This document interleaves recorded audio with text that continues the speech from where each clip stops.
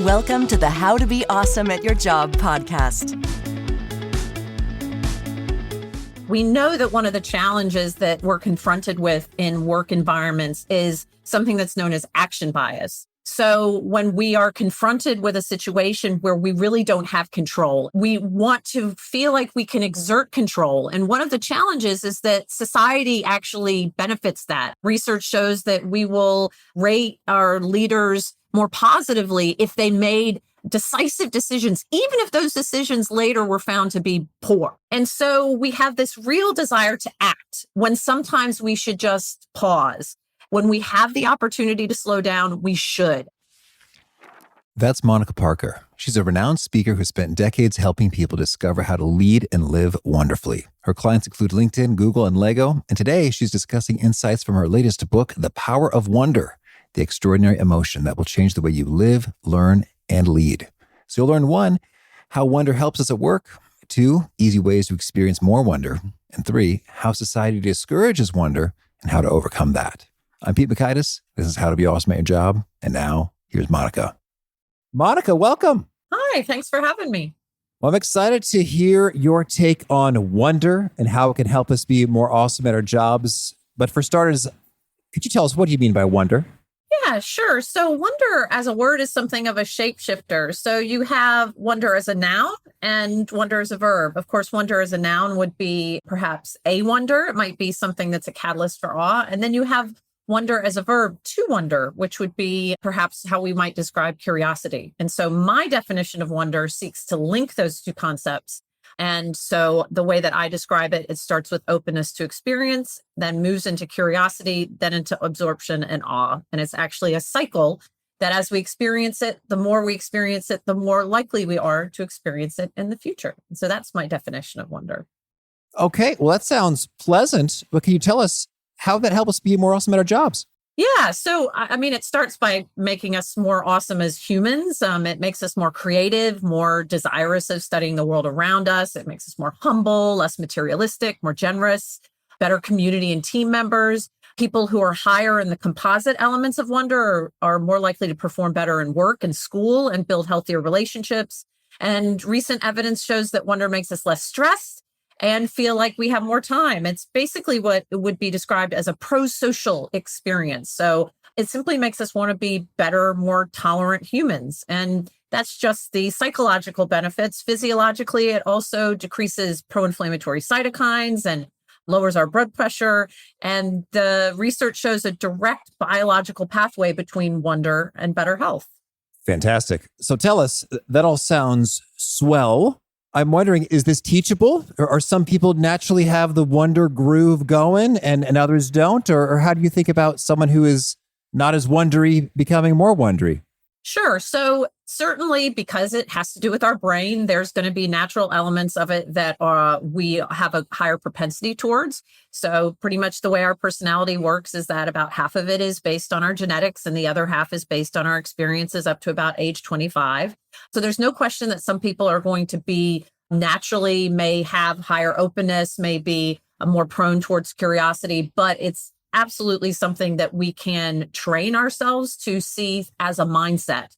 And we can engage in activities that help us become more wonder prone. Okay. Well, I would love to hear a tale perhaps of someone who was less wonder prone and went through some work and had way more wonder going on as a result. Sure. I mean, I can tell you some of the things that I find most exciting about this research is how it helps people who are, I think it's fair to say that we're dealing with a mental health crisis in America, as well as many other places. 40 million Americans right now are being treated for anxiety. Globally, 280 million people have depression. And so one of the most exciting pieces of research that I've seen was working with people who had PTSD and who had trauma backgrounds after taking a whitewater rafting trip, which would certainly be wonder-inducing. They found that those people had a significantly reduced PTSD symptoms and in fact benefited for as much as 2 weeks after that experience. And so what we know is that when people experience wonder, they become better able to deal with what life throws at them. And some of the research shows that that can be as simple as looking at some beautiful trees that give you a sense of wonder. That would become another piece of research shows that just 3 minutes looking at a particularly awe-inspiring grove of trees made people exhibit more helpful behaviors for the week following. Well, that's fantastic. I'd love it if you could share with us some of these other quick yet super effective interventions. 3 minutes of tree looking for lasting benefit sounds right up my alley. What else can we do? Yeah. So the first is what I described, slow thought. Really, we are in such a rush all the time that we stop seeing what is around us. So the more that we can engage in slow thought activities, in particular activities that help slow down our brain. So we all have sort of that chattering monkey mind. So these are things like meditation. Chalk this up for, again, another reason why we should all be meditating. Things like narrative journaling, even a gratitude practice or prayer, any of those things that helps quiet down the brain and helps us engage in more slow thought, which, mind you, God rest his soul, Daniel Kahneman, who just passed away, also talked about the power of slowing down and certainly how that can be effective in our work lives as well. Another way is to really open ourselves to novelty and new ideas. We get stuck in such the same rut of doing the same thing over and over again that we miss the wonder in the familiar. So the more that we can shake our noggins up a little bit and introduce new thinking and new places, new spaces helps. And even just taking a wonder walk. And you might ask, what's a wonder walk? Well, a wonder walk is you decide it is. It's really a brilliant example of the power of priming. You tell yourself that you're going to find things that will give you a sense of wonder on that walk. And research found that two groups of walkers went walking for 20 minutes. One that was primed that they would find things to feel a sense of wonder about. The other group was not. And the group that went on a wonder walk had stress reduction benefits for the following week. Fantastic. Now, just how potent a stress reduction benefit are we talking here, Monica? Because it's something that is so subjective, it's hard to sort of give a specific definition of that. But what we do know is that it's significant enough that it lowers people's pro-inflammatory cytokines. And pro-inflammatory cytokines are those markers of disease that generally happen. If we're actually sick, our body will release them as a mechanism to make us well. But frequently they will be released when we're under stress. And so the stress reduction is significant enough, not just for the individual to sense that sense of stress reduction, but for the physiological changes to occur as well, where the pro-inflammatory cytokines actually reduce as well. And those are markers of conditions like heart disease, certain cancers, Alzheimer's. And so it's pretty significant. Fascinating. Well, while we're talking medically, do you have a sense on the optimal dosage of this nature goodness or wonder experiences? To be fair, the more the better. The key, I think, is setting a mindset. And with practice, we can do that such that we start to see wonder in the quotidian. We really shouldn't have to look for it. We should simply be able to find it. And that might be in a perfect autumn leaf. It might be this time of year and the flowers as they're starting to bloom. And so really, it's how much you're willing to be open to it and find it in your life. But the more, the better. There's no question. But I would say, like most things, a good practice would be if you can focus on doing one of the mind setting activities for about 20 minutes a day, then you will start to build the skills that will allow you to see wonder throughout your day-to-day life.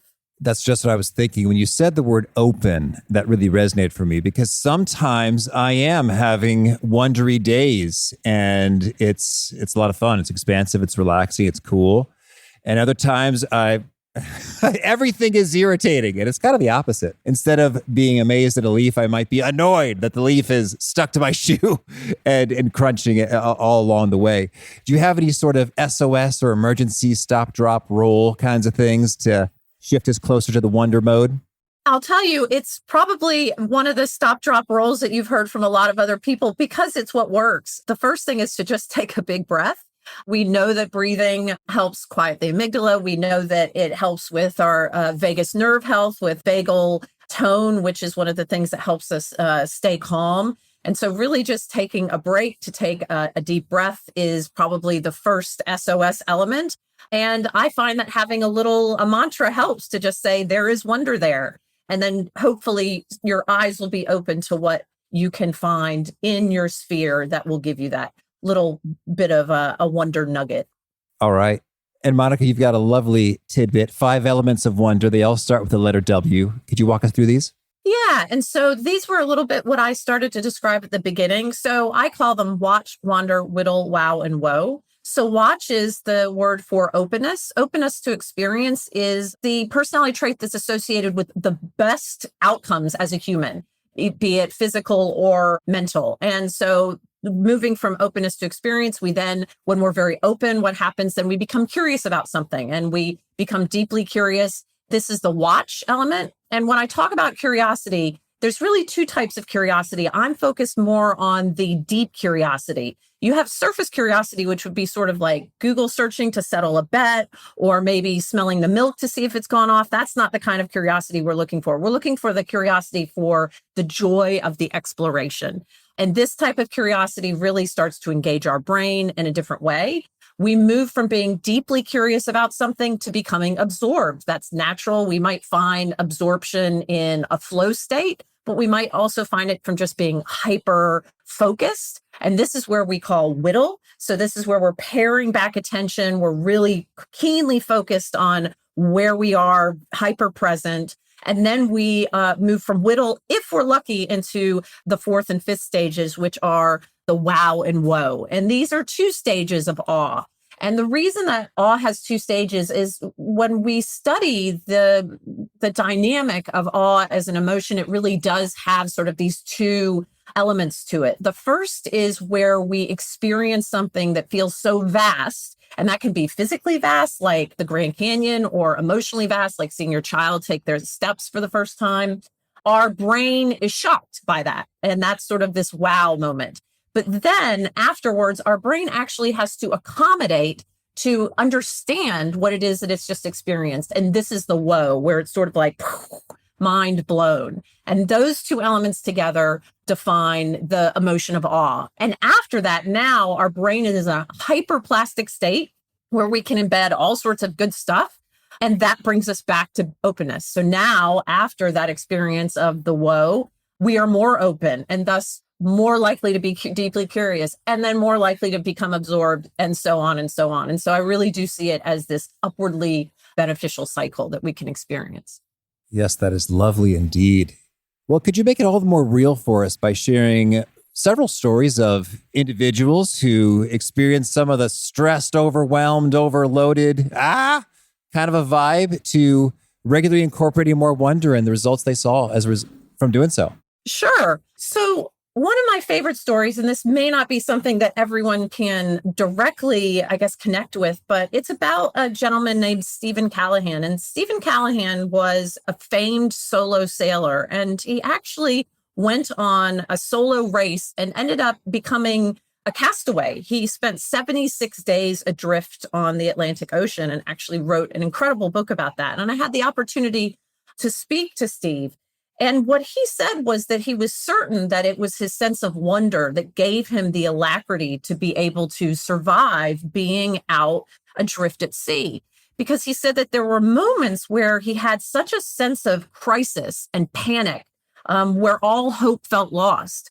But he was so overwhelmed by the beauty and the power, even the horror, in a sense, of the sea and of nature and what that could do to him, that moment of feeling like a small part in a bigger system and being, in a way, almost helpless, actually gave him the strength and the ability to see more clearly in order to take every single day and engage in the activities that would get him to be eventually saved, which he was 76 days later. And in fact, strangely, many people report that. I interviewed a gentleman who worked with people who were at the end of having had experiences like this, or having been in plane crashes, or even having been kidnapped and held. The day that I interviewed him, he had just been speaking to someone who had been held in a hole in the Baltics and then was saved. And what he found is that people who are able to have a greater sense of wonder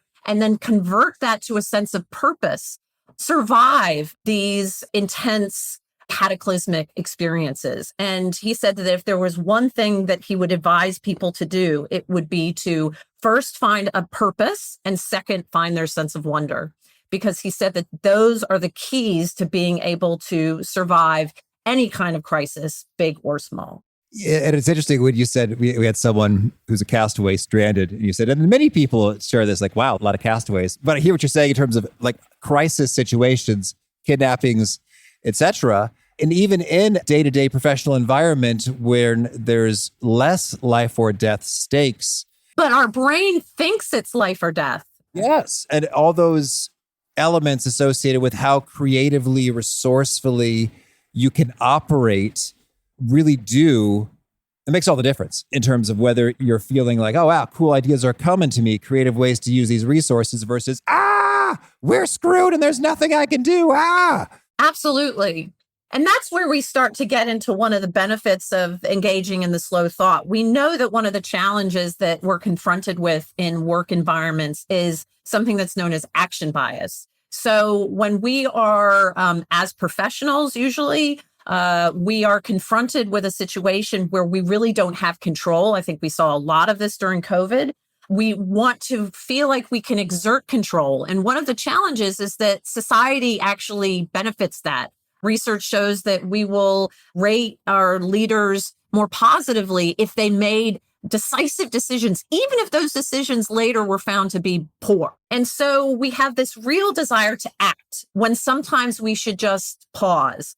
And this is a little bit of wonder mixed with a little bit of Daniel Kahneman, which is to say that when we have the opportunity to slow down, we should. And that is one of the things that Stephen Callahan found being adrift. It's one of the things that I heard from so many different scientists that I spoke to, that slowing down and allowing our brain to engage with what we're really experiencing rather than catastrophizing or feeling the need to act, simply to act, really helps us make better decisions. And we see that in action bias day in, day out in work environments. And we see that in more severe environments like being adrift at sea or, yes, being kidnapped by a terrorist organization. All right. Well, Monica, tell us any other top wonder do's or don'ts to share before we shift gears and hear about some of your favorite things. Yeah. So one of my other wonder do's is to make sure that we're getting enough sleep. Add that onto one of the challenges. When we're sleep deprived, our attentional control really goes out the window and we become more ruminative. It becomes really much, much harder for us to become present.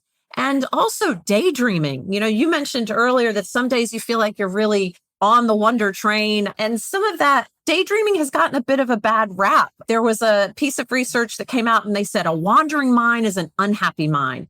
But actually, there is one type of daydreaming that's really good for that. And that's called positive constructive daydreaming. This is when we cast our minds forward and create in these play future scenarios. And that's really, really good for us. So I would encourage good night's sleep. And then when you want to, allow yourself to have a good daydream. Now, let's see. I've read that paper, A Wandering Mind is an Unhappy Mind. And see, that's Killingsworth and Gilbert. Correct. And what was interesting, as I dug into the data, what I found was it seems like, yeah, being present to what's going on around you is a winning happiness strategy. So go mindfulness, go presence. That's great.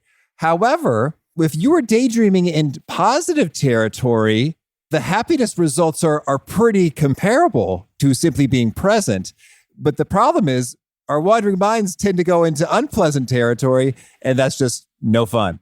Correct. There's two other types of daydreaming. One, which is just poor attentional control. That's something that really plagues people who are non-neurotypical. So those of us who have ADHD certainly struggle with that. And then the other is that this catastrophic daydreaming where we're imagining, you know, something that's really terrible that's going to happen or something stupid we did in the past. But we daydream almost 50% of our day. It's something like 43% of our day we're daydreaming. So there must be some benefit or our brains wouldn't do it.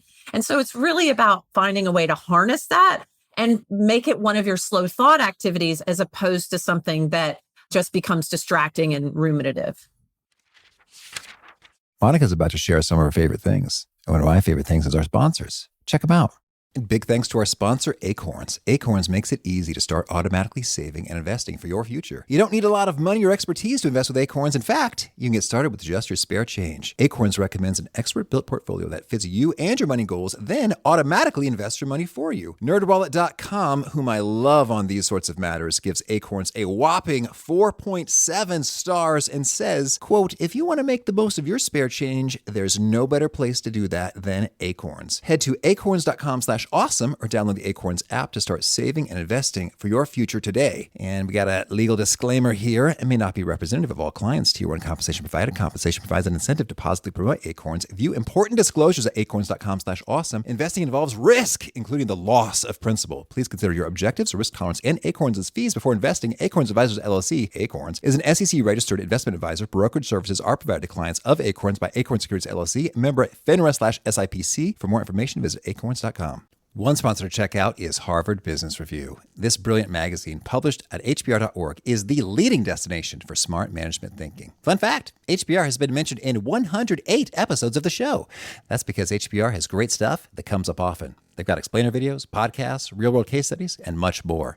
I think of HBR each night that I put on my special orange glasses. Their article, Will Blue Light Glasses Improve Your Sleep?, revealed that those who wore them reported better sleep and a 7% improvement in work performance as compared to those who wore the sham glasses. So I cite HBR anytime anyone tells me that I look silly wearing them.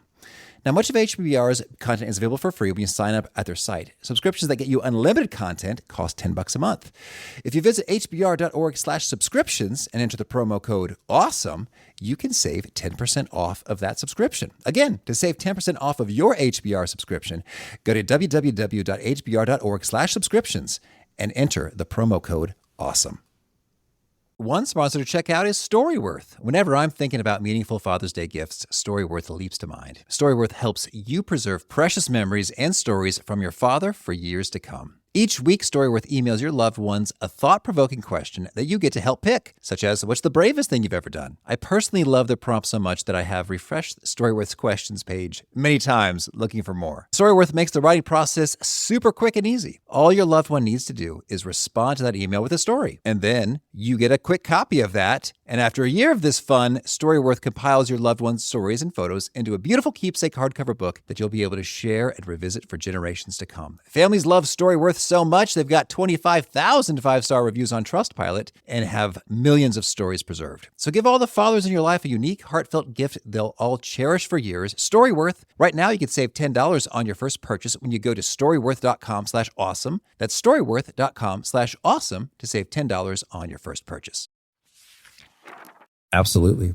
All right. Well, now could you share with us a favorite quote, something you find inspiring? It is by Albert Einstein, and he says, "He who can no longer pause to wonder and stand wrapped in awe is as good as dead. His eyes are closed." All right. And could you share a favorite study or experiment or bit of research? Yeah, I think one of my favorites that I haven't mentioned is really reflects on the power of mixed emotions. So they took a group of widows and widowers, and they found that those who remembered their deceased loved one, the both positive and negative elements of their partner, were better able to manage their grief. And so that really is just a, support to say that mixed emotions like curiosity, like wonder, like awe, where there's a little bit of positive and a little bit of negative mix, are really, really good for our brains, and we should try to do more of it. Oh, that's powerful. And I'm reminded of a conversation that we had Susan Cain on the show, talking about her book, Bittersweet. Yes. Existential longing. That's another one. That's another mixed emotion. Very positive for us. And it helps us to have better diversity or emotional granularity. And the greater emotional granularity we have, the healthier we are. But really having those mixed emotions, fight it out in our noggin, is good for tolerance. It's the anti-polarization. There's so many benefits. All right. And a favorite book? I love Things Fall Apart by Chinua Achebe. It's a great dose of wonder, a little bit of historical fiction. I just think it's a fabulous book that everybody should read. And a favorite tool, something you use to be more awesome at your job? Yeah, for me, one of my favorite tools, believe it or not, as terrible as they are, I still choose to see some of the positive of social networks. I'm global. My network is global. And I really do curate Instagram such that I find it to be an incredibly helpful tool for me. All right. And a favorite habit? Sleep, sleep, sleep, sleep, always sleep. And is there a particular nugget you share that really seems to connect and resonate with folks? They quote it back to you often?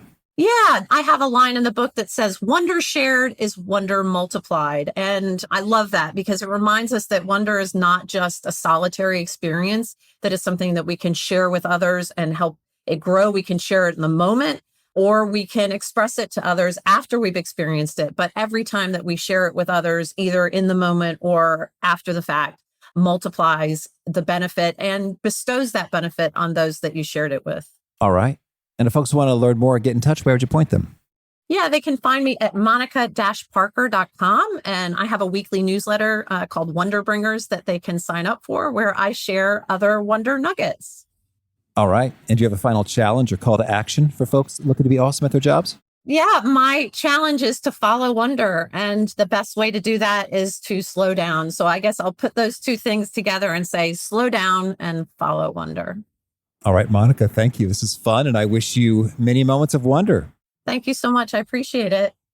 I really like Monica's turn of phrase, slow thought activities, the meditation, the journaling, gratitude practices.